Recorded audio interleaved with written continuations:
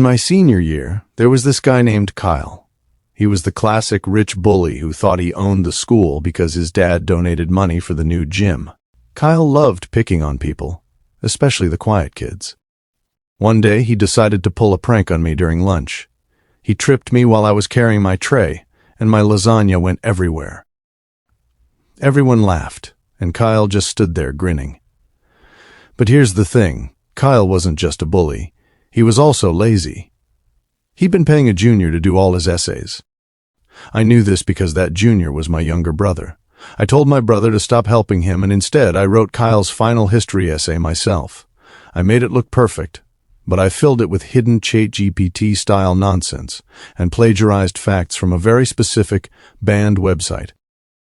On graduation day, instead of getting his diploma, Kyle was called to the principal's office. He was disqualified for academic dishonesty. His dad was furious, and Kyle had to attend summer school while we were all at the beach. Karma is a dish best served cold, and with a side of spilled lasagna. In my junior year, we had a substitute teacher named Mrs. Gable. She wasn't just strict, she was genuinely mean. She hated technology and made us put our phones in a signal-blocking metal box at the start of every lesson. But the worst part, she had this collective punishment rule. If one person whispered, the whole class got an extra 3 pages of homework. If one person forgot a pen, everyone stayed 30 minutes after school. One Friday, she went too far. A quiet girl named Sarah accidentally dropped her water bottle. It made a loud thud. Mrs. Gable lost it. She screamed at Sarah until she cried and told the entire class, because of Sarah's clumsiness, you will all stay 2 hours late today to clean the chemistry lab floors by hand. That was the breaking point. We had a group chat with the whole class. We decided to go for malicious compliance. The rule for cleaning the floor was, use the cleaning solution and make it shine. Well, we noticed the cleaning solution was concentrated. Usually, you mix it with water, but she didn't specify that. She just said, use the solution. 30 students poured pure, undiluted, oily floor wax and heavy-duty soap over the entire lab. We made it shine, all right. It looked like a literal ice rink. When Mrs. Gable walked in to inspect our work, she stepped on the floor and immediately slid like a cartoon character. She didn't get hurt, but she slid across the room and crashed straight into a rack of empty plastic bins. But here's the kicker, we all started filming with our emergency backup phones. We told her, we followed your instructions perfectly, Mrs. Gable. You said use the solution, so we did. When the principal saw the video of her screaming at a crying girl earlier that day, and then the accident in the lab, he realized she was a liability. Mrs. Gable was banned from subbing at our school ever again. The best part, the school had to hire a professional crew to clean the lab, and we got the next Monday off. Don't mess with a class that knows how to follow orders too literally. School, there was a guy named Brock. He was huge, on the football team, and had a massive ego. His favorite target was this quiet girl, Maya, who spent every lunch break reading her books.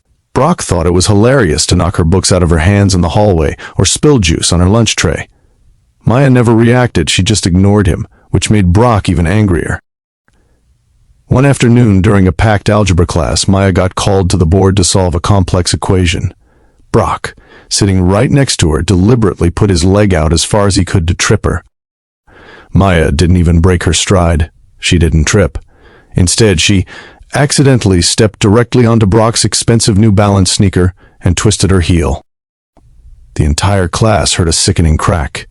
It wasn't Maya's heel, it was Brock's toe. Brock let out a scream that sounded like a dying whale, clutching his foot and falling out of his chair.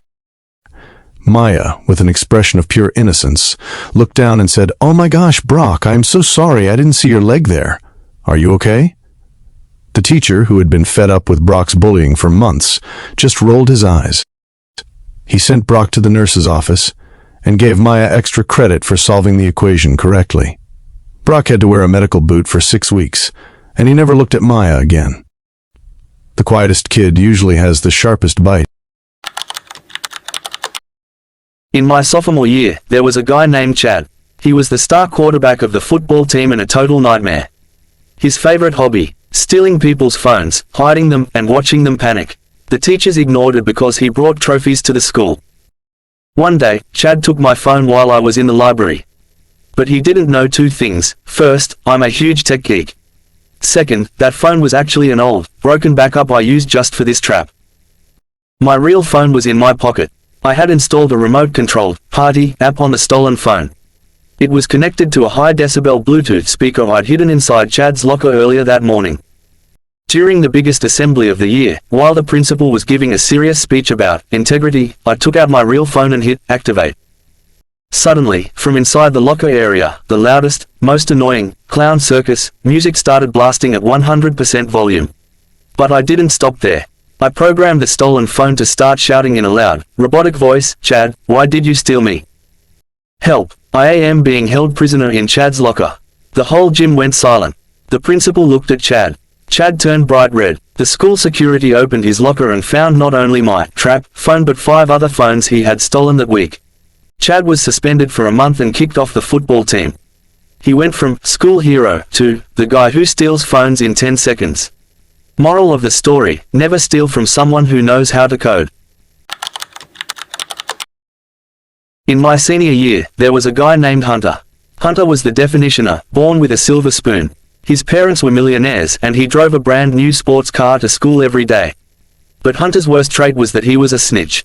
He loved getting people in trouble just to feel powerful. Our victim was Leo. Leo was the nicest guy ever. He was at school on a full scholarship and worked 2 jobs after classes to help his mum pay rent. One Friday, we had a massive chemistry final.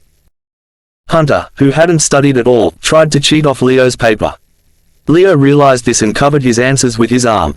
Hunter was furious. After the test, while Leo was in the bathroom, Hunter took Leo's backpack and hid a bunch of stolen lab equipment and the teacher's answer key inside it.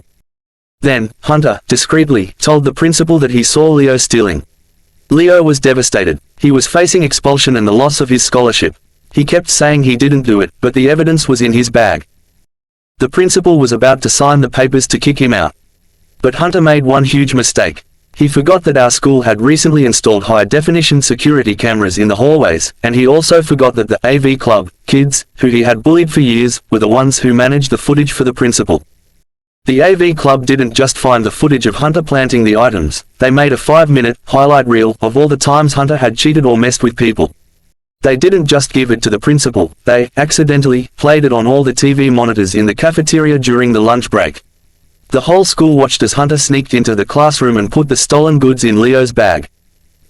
The silence in the cafeteria was deafening, followed by the loudest boos I've ever heard. Hunter's parents tried to donate a new library to make the problem go away, but it was too late. The video went viral in our town. Hunter was expelled, and Leo. The school board gave him a formal apology and a special award for his character.